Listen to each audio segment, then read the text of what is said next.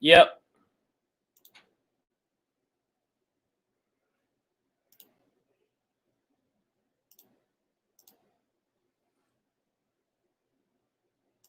Nicole, Mama, please, Mama.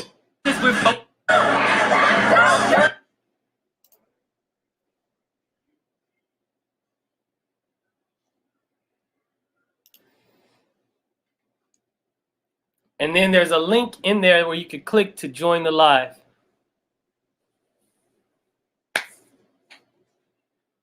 So go ahead and click that link to join in.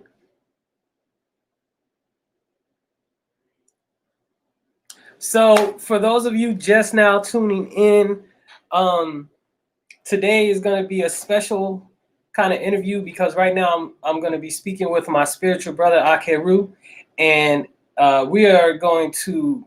He has composed or created this song that embodies the spirit of the times. So right now, and the song is really awesome. Peace and blessings, brother Akeruba 13. How are you doing? I'm well beings, peace, and blessed. And greetings and salutations. All right.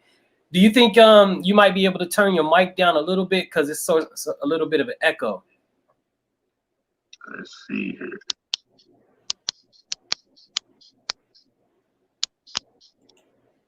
All right, what that?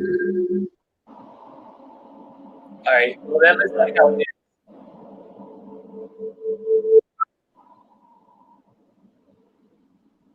So let's just keep going. And if we need to adjust, we'll adjust.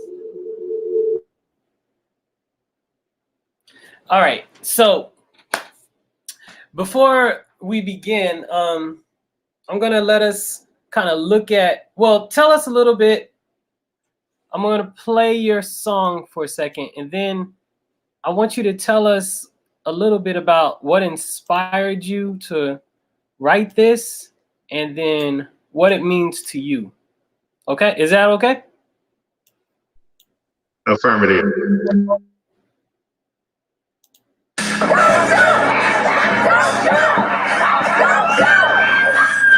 I think that as long as we're focusing on the what, we're not focusing on the why. And that's my issue with that. The only thing herb burning cold.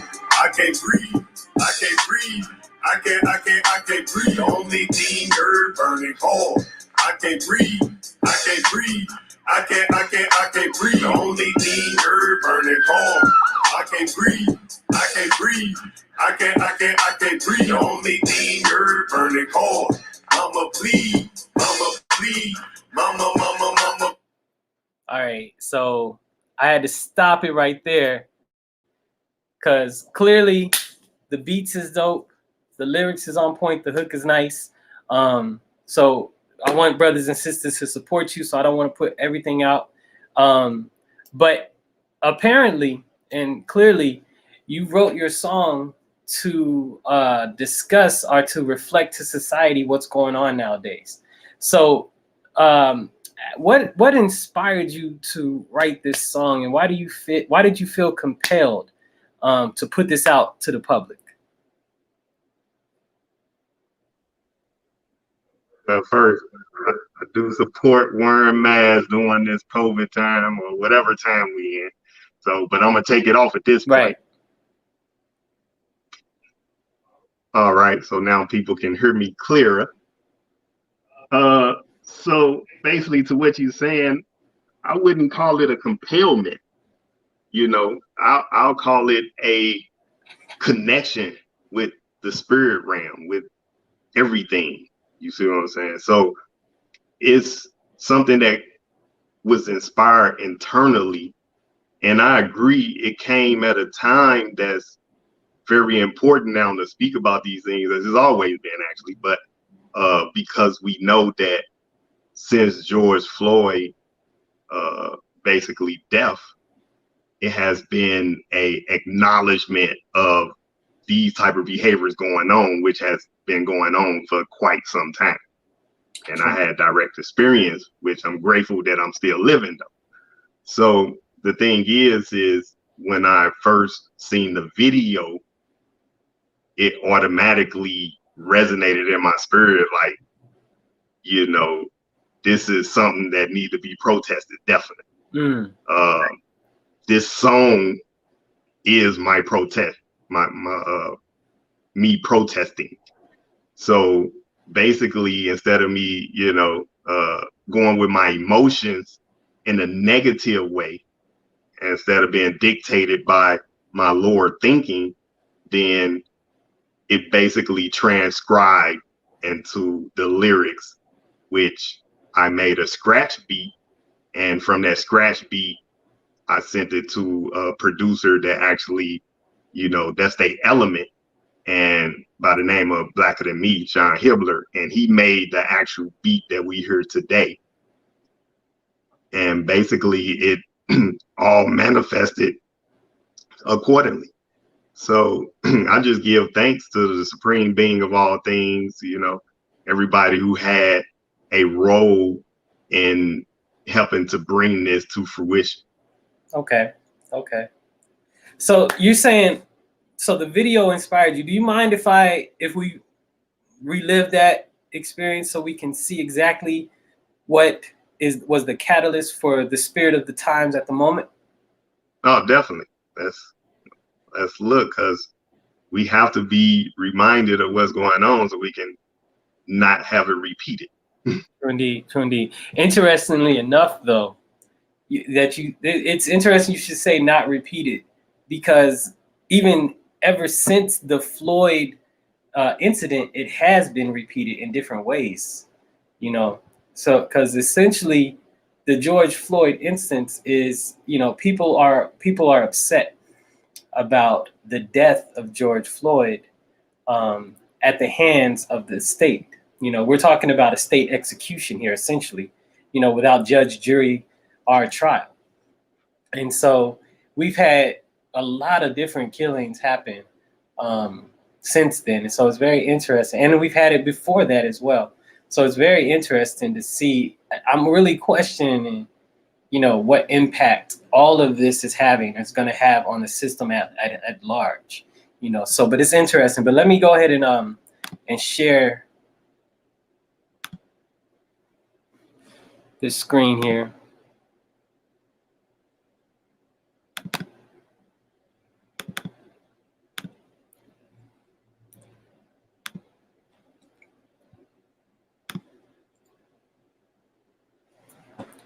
So this video here, it definitely shows what's happening right before.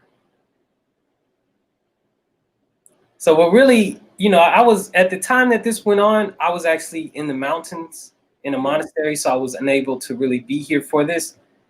But I mean, it was just sickening to watch. And then also what was sickening was watching the officers around. Right. And see, that's one thing, when I first seen it, the first thing I said was, you had people protesting right then and there. Like, you had people, as we call, Good Samaritans. So the Good Samaritans came and attempted to intervene. They constantly communicated to those officers of the ill action they was doing. One of the officers actually stated that probably, and don't quote me direct, because I mean I could be not quoting it exact, but they was like, well, you shouldn't be doing what you're doing, or you shouldn't do drugs or something like that, right?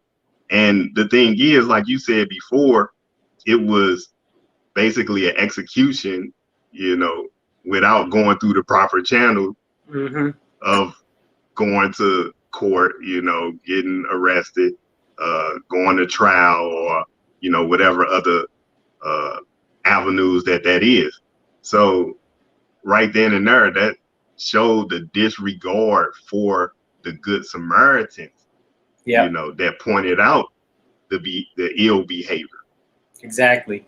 Because I mean, according to the U.S. Constitution and according to the legal system, everybody is innocent until proven guilty, first of all.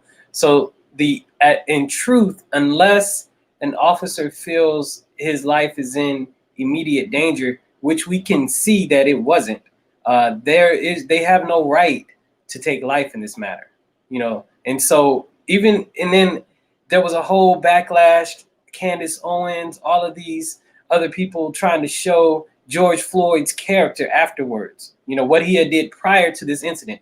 None of that matters, you know, is what was going on here. And what was going on here was total savagery, you know, because George Floyd was being extremely compliant. And then, but what this shows us, what this showed the world at this time was, it doesn't matter how compliant you are with the officers, they will still take your life. This is the problem. So let me go ahead and finish this out. How long I gotta hold him down?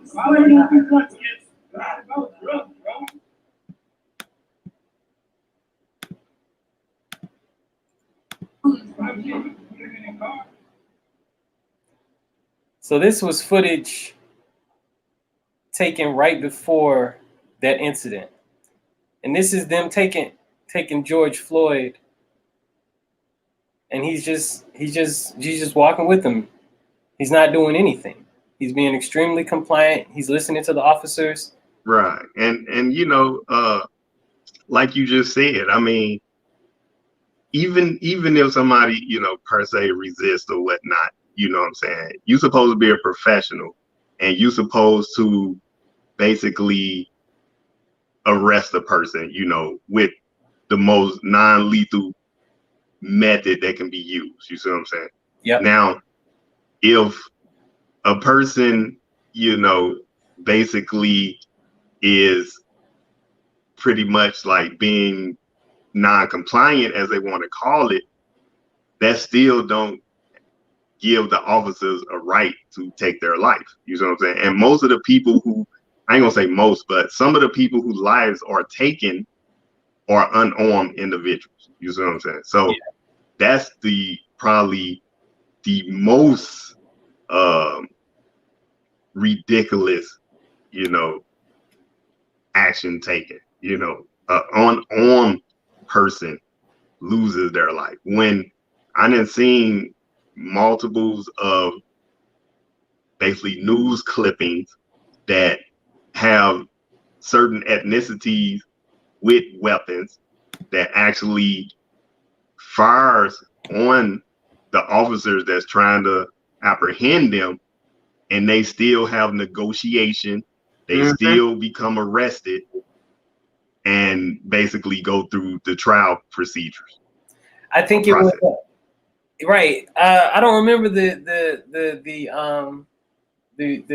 European American's name. The young man, 17 years old, went to Kenosha to protest and ended up killing, I think, one or two of the protesters and shooting 3 protesters, taking the life of another. And he walked right back into the police line and was taken into custody with no problem. And so, you know, it's just differing treatments. You understand? They treat others as human and treat people of African descent as inhuman.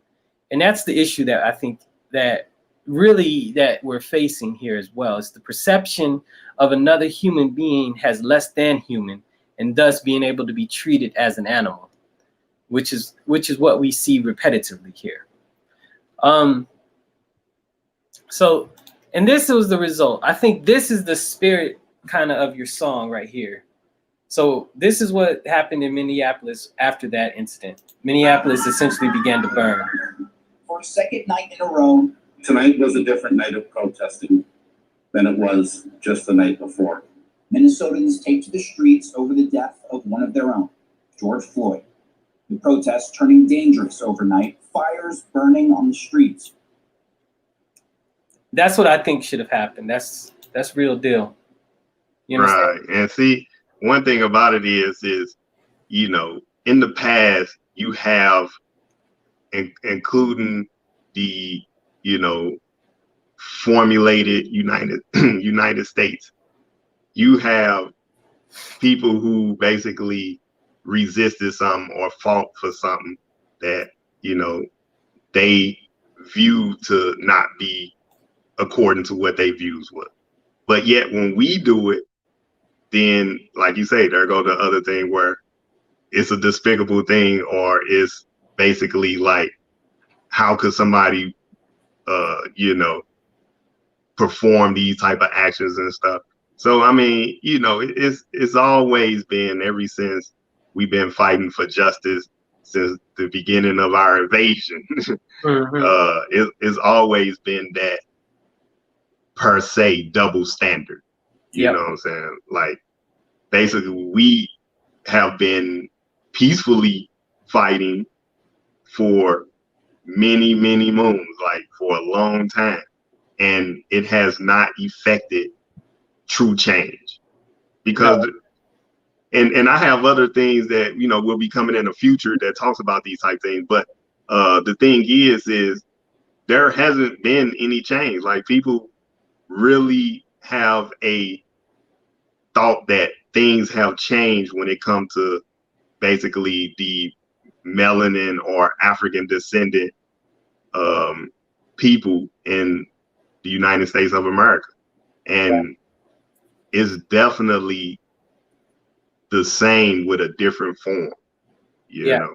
Exactly. I was listening to somebody yesterday, and they were saying that the statistics between the 1960s to today are the same as far as the disparities in wealth between the African American community and the white community. And so the only difference is the wealth doesn't circulate in our community as much as it used to, and so, but essentially the same dynamics exist, just on a different level and different playing field. And it's harder for those of us our age and younger to really see that, because, we still feel, as if though the world and the opportunities are open to us, and then to a degree there are some, but, and it is to a very large degree. You have more people of African descent becoming millionaires than you've ever had before. But the game is still different, especially in the legal system. And we're still, like, I travel the country all the time. I drive across country all the time. And the one thing that is consistently in my mind when I drive across the country is this: am I safe? Is my wife safe? That is what I am consistently worried about. Not worried about, I won't say that, but that is a thought that is always in my mind. And I make sure that when I drive, almost like it was the 1960s and I had the Green Book. You know what the Green Book was? The what? It was the Green Book. You ever heard of that? The Green Book, yeah. Yeah. It's almost like I feel like that, like, man, is this a safe space for me to pull over with, and get and do what I need to do. And I really didn't feel that way until I had this one experience in Arkansas. When my wife and I were driving through the mountains, and we pulled over on one of these lookouts, and this European man, was on a motorcycle. Him and his guys was on a motorcycle, and then one of them came up to us. I'm kind of dressed like I am now, and he said, he's like, "You all aren't from around here, are you?" I'm like, oh man, what the heck, because Arkansas, we've seen signs in Arkansas that says, integration is white annihilation. There's this thing called white pride radio. There's nothing wrong with taking pride in your race, on huge billboards down in Arkansas. Right. And so then, there's a conscious twang, so to speak. Is this a safe space? That's what we feel. And so the disparities, that happen, that exist for people of African descent, are real, and they still exist. So I want to know your opinion, brother. We didn't talk about this at all, but I really want to know your opinion. So you said things aren't changing, and apparently you're alluding to something needs to happen differently, right? Affirmative. So what do you think about, and you know me, brother, we've talked about this before offline, but I want to know, there's recently been a different move towards that, like the building of, Black militias. Recently there's been an effort in that direction that, is kind of suspect in my view. But what do you think of that? As far as I don't currently have the knowledge of, this type of subject matter, so I couldn't in depth speak on that. I mean, I can speak my view and philosophy, which my view and philosophy on things is we should be able to vanguard ourselves. Like, basically, in the past, we did have that element. And when you have somebody who come from another residential area, another ideology, another culture, or a custom, I usually call, basically people who do a lot of,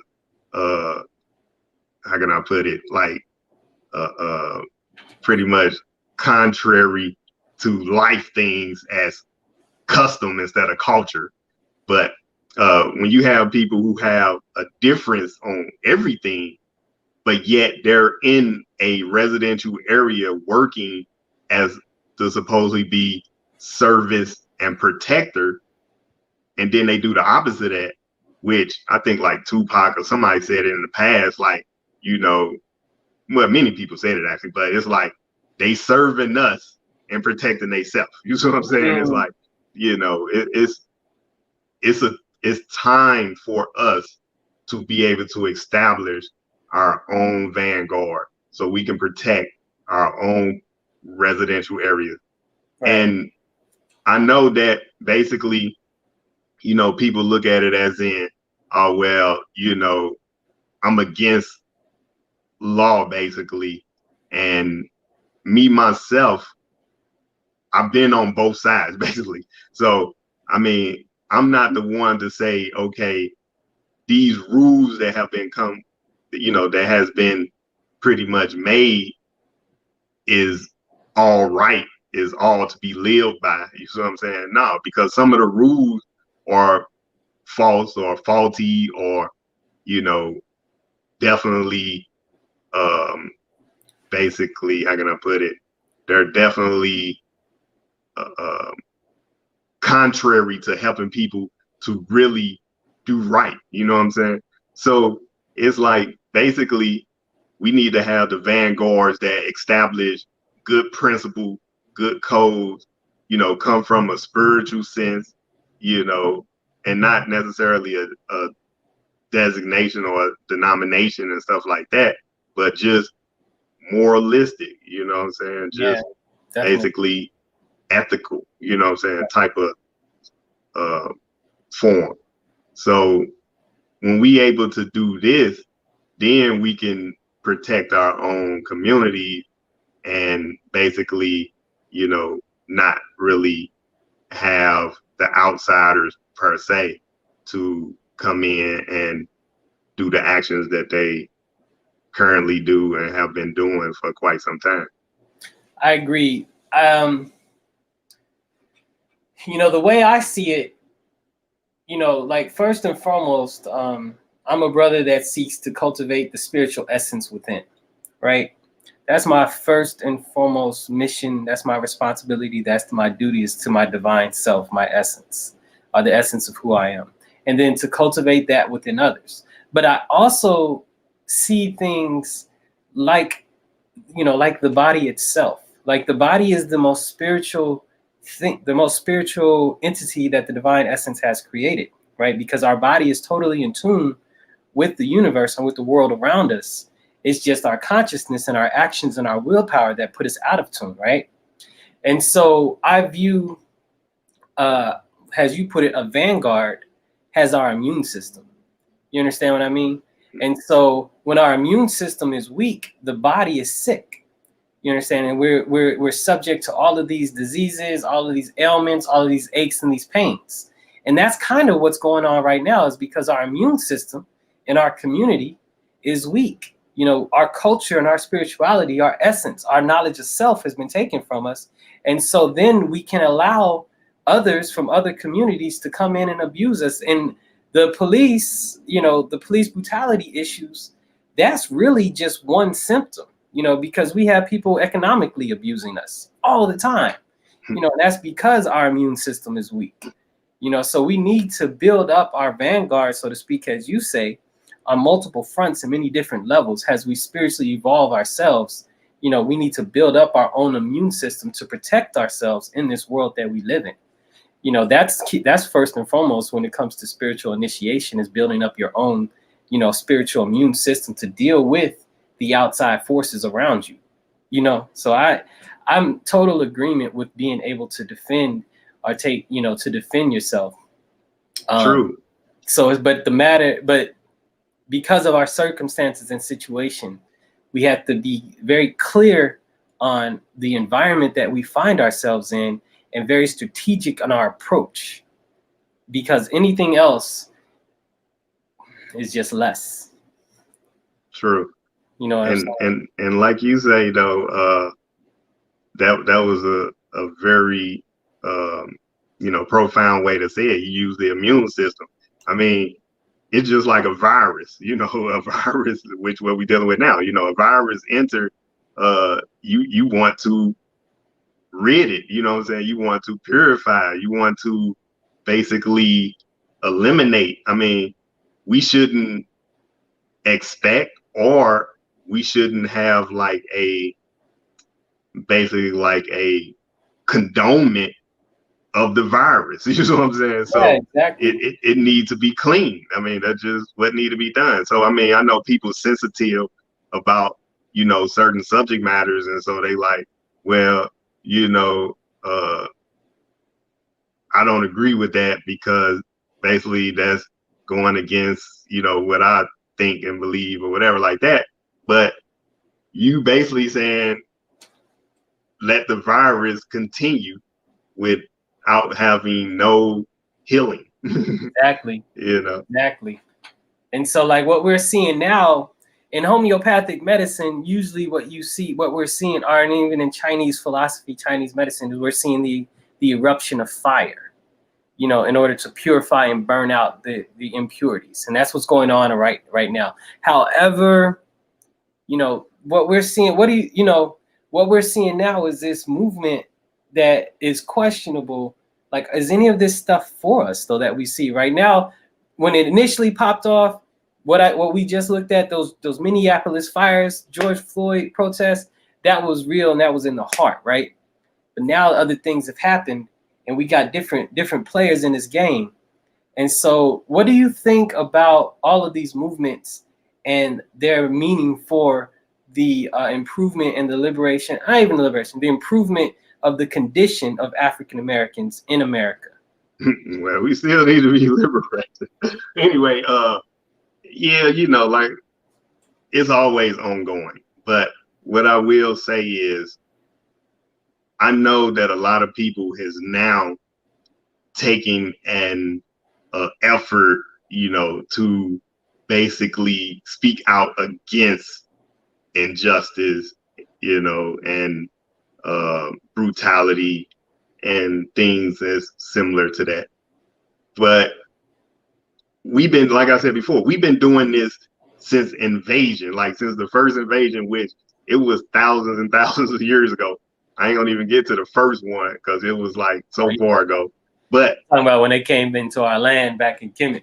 I mean, I'm talking about even before then. That's what I'm saying. Like it's been going on. But the thing is are you really in the heart and spirit of the people? Are you really seeking true, effective change? And we ain't gonna do that with just, you know, doing the physical application. We have to have the spiritual and mental application combined with the physical application.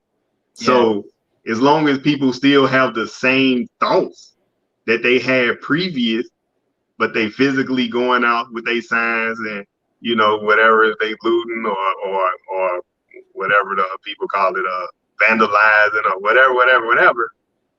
If the thought is still the same, then afterwards it's going to be the same decadence or the same ills. You see what I'm saying? So we have to re-educate ourselves.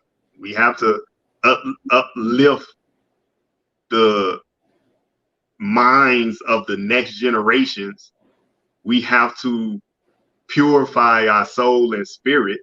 I mean, it's a lot of things that we have to do. And that's an enduring thing. Like, you got people who just came on board per se. Is you gonna last even, 1 year for real? Like, I've been like, man, I have been fighting for justice in actuality since a child. You see what I'm saying? It's been over 30 years. And the thing is at many times I thought not to continue doing it because I was targeted. I was harassed, brutalized. I was, man, everything you can name other than kill. You see what I'm saying? Mm-hmm. Which I'm grateful. That was just a supreme being. Trust me. If it wasn't for the supreme being, I would not be alive right now with you on this interview, talking to the world about what's going on. You see what I'm saying? So It's like, basically have the stamina and endurance. And in order to have the stamina and endurance, you have to have the mind and the spirit in line with what we need to do to really affect change. I put up on screen here, peace and blessings, brother Holder. Thank you for the comment. And I see we have a few people watching right now. Go ahead and click that like button and subscribe, and that'll help share this video to others. One of my brothers is an Ifa priest, right? And one of the main tenets of Ifa and African cosmology is good moral character, And so I think the brother does touch upon a good point, that we have to not just, and you're talking about the same thing, you can't just pop up on the scene because you're lit about the injustice and then try to enact change, but not have a foundation upon which to build upon, because what you do have nowadays, I'll leave certain entities unnamed in this conversation, because I've been doing reports on certain entities that are out there in the community right now, that just got sparked into trying to change dynamics in our community, but there's no background, foundational knowledge, nor experience in dealing with the system, and they're putting other people in jeopardy with their actions just because people want to see as a group of people, we're just in such a state that we want to see anybody do anything to bring peace, balance, and justice to our being. And so, yes, Brother Holder, we have to be able to have good moral character. We have to be able to establish a culture and a way of life that we are trying to live and defend, but not fight for, so to speak, or fight against something coming at us, but we're fighting for the defense of our way of life and our way of being. I think that speaks to the vanguard that you were talking about in our immune system. Our immune system fights for us to maintain a healthy environment, so to speak. And I think that's what we have to do. We have to have healthy individuals within our community, and then fight off those brothers and sisters coming in. So we've strayed off track here. But how does your music, how does your song speak to this? I know your song, you talk about a lot of different things. The ancestors. How do you see the ancestors at play in this situation? Or just how is your song, motivating people to be better, or motivating people to grow in their consciousness?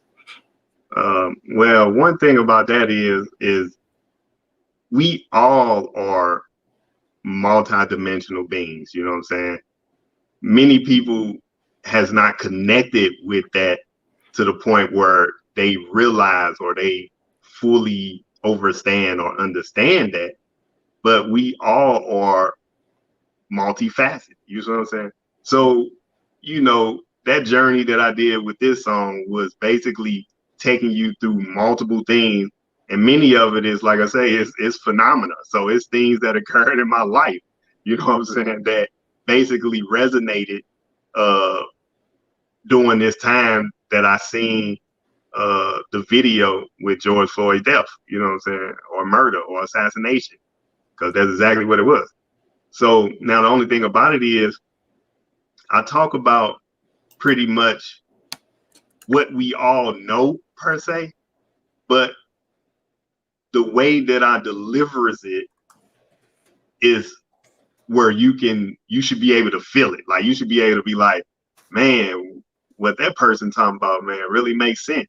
And don't get me wrong, it's a start to provoke the thought to start the change, because of course you can't put every single thing in a song. One, two, when you have an ongoing subject matter, then it takes a lot of multiple people being collaborative, and each person bringing a skill and element to basically support and establish what it is that need to be. Right. It's just like in the song I say, I'm not totally against the marching to, but what about that black and sparking to?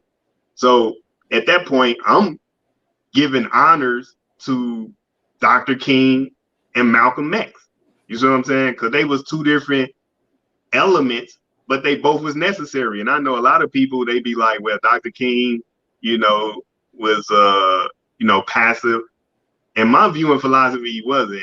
And I thought that too growing up when, because all I heard was he was passive. But if you actually read his stuff and you actually see what he did, he was a revolutionist. He was fighting. Now, the only thing about it is he was inspired by, if I'm not in error, he was inspired by Gandhi to come with the peace level.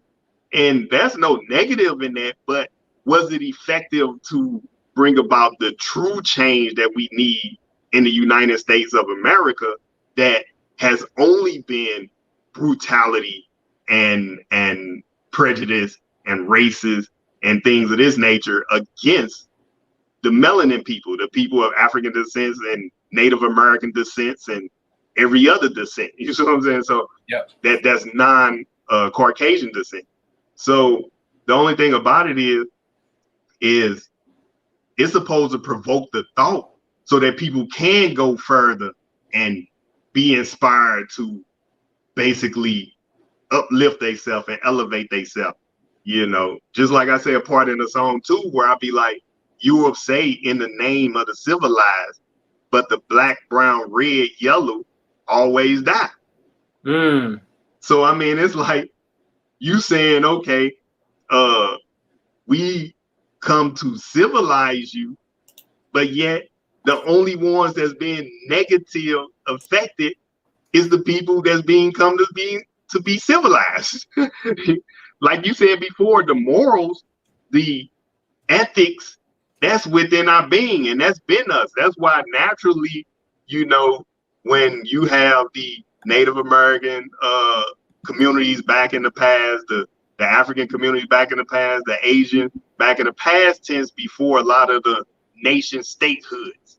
So nation statehoods did cause a lot of, imbalances, but that's another subject matter. But the only thing about it is when you close to nature, when you close to your true natural essence, you automatically be the upful being. You automatically want to basically, perform good with people. You know what I'm saying? That's that empathy part. So, I mean, this is naturally within us. I'm just trying to help people to resonate it, to wake it up, to come to an awareness that, look, we not going to endure as long as we keep doing the decadence and wretchedness that we experience. And that shouldn't be our experience. Like, that's so not life.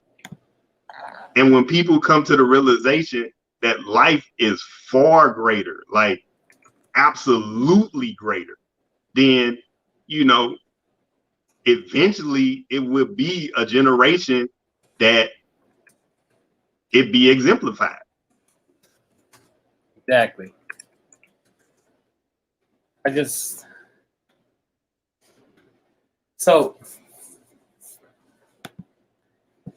Well, brother, that is kind of what I had to say and ask in reference to your song. I'm Well, while you're thinking of that, let me say this though, because I did have this thought that I need to say. okay. Like I'm not against. How can I put this? Because I am against, like there's a lot of things of the U.S. that I don't prefer, I do not support, et cetera, et cetera, et cetera. But now, when it is one, or when it harmonizes with what's good, what's great, what's righteous or right, then of course I'm for that. I support that. But like, I'm not per se against the police officers, right?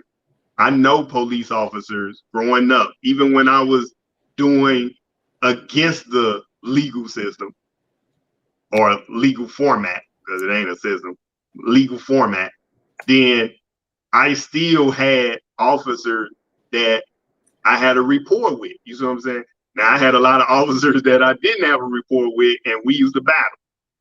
Okay. This is phenomenal. Now, the only thing about it is I'm against the actions or the thoughts, the negative thoughts of individual or specific police officers or the group of them, because you have a fraternity that basically is just like anything, like attracts like. So if you have this fraternity of people who have this same mind state, then of course they're going to be in that particular rhythm. And they got movies about this stuff. I mean, even if you go with, just the top of the head Training Day, you know what I'm saying? I mean, they got movies talking about polices that are definitely not doing according to how they should as a true professional police. Now, one thing about it is I was followed one day by a police for 15 miles. Now, 15 miles? I'm not talking about 1 mile. I'm not talking about 2 miles. What? I'm talking about 15 miles. I was trailed by a police for basically profiling and all whatever the terms that come with that, right? Now, this is what happened, right? Because and I know I go everywhere, that's just me, but I didn't write the song just for George Floyd. I mean, I wrote it for all the people who experience this, you know what I'm saying? All the people who will experience it. Yeah, no doubt. Definitely Breonna Taylor. I am a medical provider myself in the EMS field. So, that really touched me, because it's like, this is a person who is a service to the public. And trust me, EMS is not recognized as well as they should be in the actual governmental structure or employment world type of thing, right? Okay. So that's a commendable thing. Somebody who do that, man, I commend you, because it is a lot of hard work, and you definitely don't receive a merited compensation. You know what I'm saying? So now I'm followed 15 miles because of profile. But this what occurred though. And like I say, the supreme being is always guided, and the ancestors is with me. So brother, where was this at? This was in Richmond, Virginia. Okay. So this was in Richmond, Virginia. It was a state trooper, right? So now, after 15 miles, he finally threw on the light and pulled me over. So I give him my license. He go back to his car. He come back to me. He said, "Oh, you a paramedic?" I say, "True, yeah, I'm a critical care paramedic." And then he like, "Oh, okay, I was a combat medic in the Army," and he started talking about all this other stuff now, right? Now, he said that, well, hold up, I gotta backtrack, or I gotta reverse. Before all this occurred, he was saying the reason why I pulled you over was because you made a turn illegally getting on the freeway. So I was getting on the freeway, changing lane, and basically somebody was gonna run into me. So of course I improvised with that. Once I stabilized, then I still had on the blinker, and then I made the lane change, right? But of course, this officer didn't stop the person that's actually veering in somebody else's lane, like into my lane. The person veering into my lane didn't get trailed or stopped or none of this type stuff. Exactly. You see what I'm saying? So now, when this occurred, afterwards, after he learned that, because according to the State Department, I'm registered as a medic. So when you run my license and stuff like that, it's going to automatically come up because I'm a state, basically like employee per se. So after that, he was like, oh, basically, you know, I was just making sure you were safe because I seen when that car attempted to go into your lane and stuff like, and I'm just like, this don't even add up. This ain't making no sense at all. Whatsoever. Like, how can you pull me over if you know you seen somebody else doing something, infraction or doing, you know, a ill action? Why would you? But see, that's what I'm saying. That's because he didn't know who I was. And I just read something like on Instagram or something where even the mayor of Compton got pulled over by the police and harassed and stuff like that. It's being black, because if you don't know who these people are, then I'm pretty sure, and I mean, this is just my thought, you know, I ain't saying accurate stuff, but in my thought, if Obama was in the car without his Secret Service and stuff, at the time he was in the White House, he would have been pulled over and harassed and everything else. You know what I'm saying? Exactly. So it don't matter, you know, what you do as a productive person in society, as a good person in life, you are profiled or you are being targeted just because somebody ill thoughts. Exactly. And some of them end up deadly though. See, I'm just grateful that I was protected by my guys and my guardians from the spirit realm to be able to be here to talk, you know, about these things and make a song about these things. Right. And we're all blessed that you're still here, brother. I didn't even, man, we've all had instances where we've run across well, not all of us. You know, I'm not going to blanket statement that, because you're going to get some people who say, you know, well, I'm an upstanding, good citizen. I follow the rules and I've never had a problem with the cops. Good for you. But by and large, we've all had experiences with officers, you know, with the cops. And, you know, it could have went either way. You know, it all depends. Because as soon as they approach us, 9 times out of 10, they're expecting some sort of altercation to take place. You know, they're not approaching us in a manner in which they're trying to help us. They're expecting altercations. A lot of times, not all the times, but a lot of times, we've seen plenty of photos and videos of officers approaching cars of African Americans with their hand already on the gun. You know, so brother, you know, brother, blessings that you're still around and with us, you know, but that story is just way too frequent, way too common in our community as well.